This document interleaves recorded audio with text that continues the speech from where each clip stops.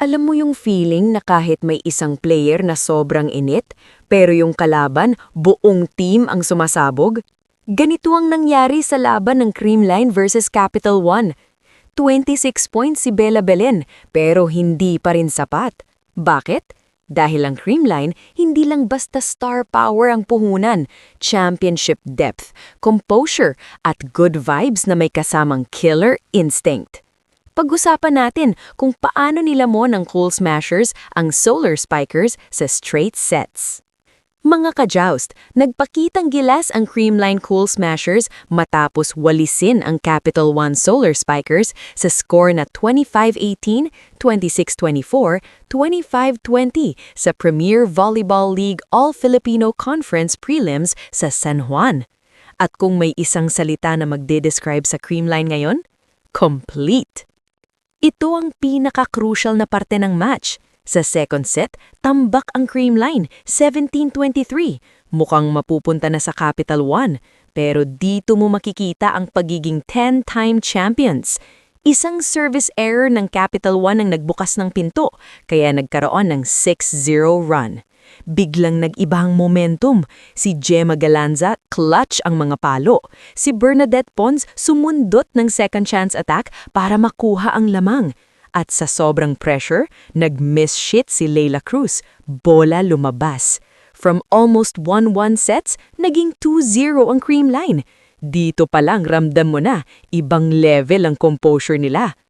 Sa third set, mas naging malinaw ang difference.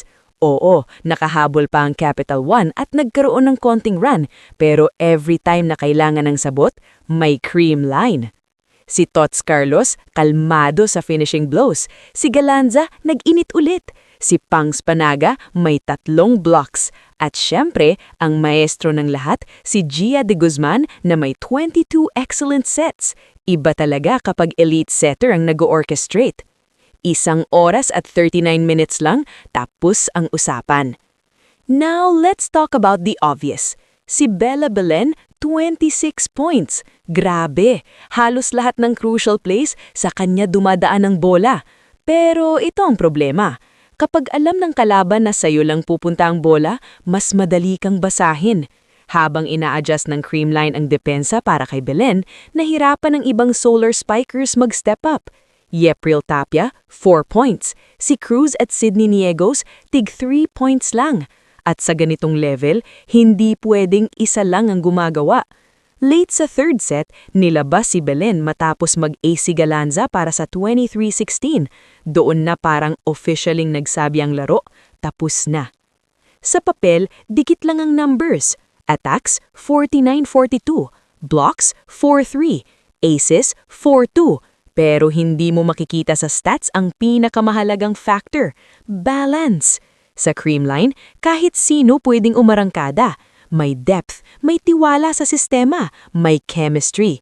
Sa Capital One, kapag na-contain si Belen, medyo nagiging predictable at laban sa isang season champion squad, delikado yon. Best player of the game si Pons, 14 points, 10 excellent receptions.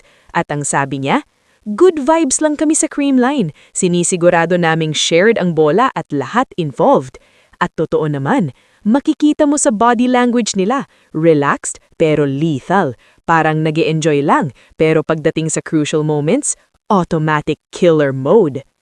Ito ang first straight set win nila matapos ma-sweep ng PLDT dati at dumaan sa 2-4 set matches. At ngayon na buo at healthy na ang lineup, mukhang nagwa-warning shot na ang Creamline sa buong liga. Championship form is back. So, ang tanong ngayon, may team ba sa PVL na kayang tapatan ng depth at chemistry ng Creamline? At para sa Capital One, paano nila matutulungan si Bella Belen para hindi siya mag-isa sa laban? Comment down below ang thoughts nyo. Kung gusto nyo pa ng ganitong breakdown, match analysis na madaling intindihin at may konting sports chika vibes, don't forget to like, subscribe at pindutin ang notification bell. Hanggang sa susunod na laban, mga ka-joust volley. Hi, I'm Rico Remdes, libero from the Signal Super Spikers. Hampasa na! Subscribe to the Pilipinas Live app for only 149 pesos per month. What? Safe. Ayun na yung video-video. Ulit. Dito po. Oo, tidi daw. Pero, mas ang pogi. Ang pogi. Parang pa-party lang ha. Dito lang naman. Sexy ng damit. Pang-kargador yung damit. Ang colorful ah. Tingnan mo. Daming naman ang bulsa ko. Ay, paldo ah. Something for you. Walang yan. Binusa mo pa yan, tinapay mo. Bulsa ko. Blessing. Ang bagal naman. Kaya mo na. Ay! Ilagay mo, Bini. Ay, nahihirapan no. Hirapan mo, bilisan mo na. Ilagay mo lang. Ay, ay.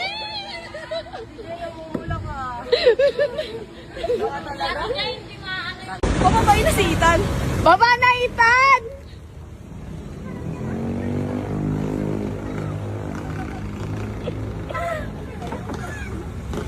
Parang may kumakatok. May naiwan ba? May naiwan? Parang may kumakatok dyan. Parang may kumakatok. Wait lang, may kumakatok. Aso lang yan, aso! Ay, aso? Aso, dito yan, dito yan. Ah, dyan lang yun. May pagkain ka naman dyan ah! May flashlight yung dog. Ay! Ibang dog to! Ba't may flashlight yung dog? Ala na, wala na yung susi. Eh, nasuffocate. Let's eat. Pawis ka, pawis ka. Oy! Mali ka na naman. Ano yung pawis na pawis? It's English. I'm wet. Hindi mo naman sinabing may kadate ka. Hindi mo man lang pinakilala sa amin ni Tita Dors. Pasensya na, hindi din kami magkaintindihan. Ang sarap. Eh, yummy. Oh, hi kayo dyan. Hi kayo sa vlog ko. Hi, vlog. Hi vlog. Yummy.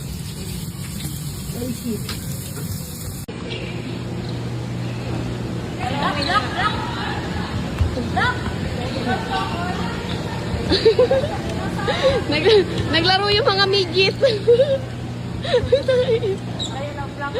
Midget. Oh.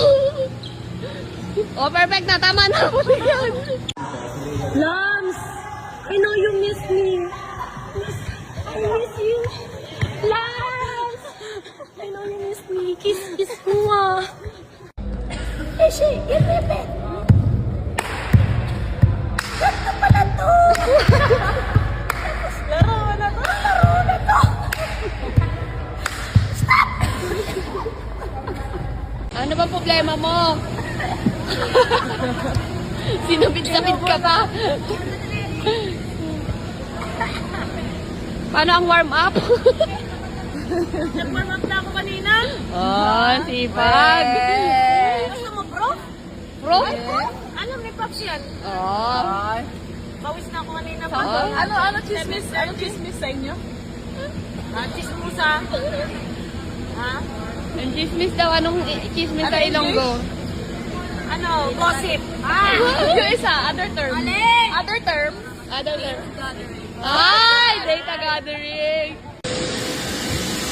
Papasipag naman.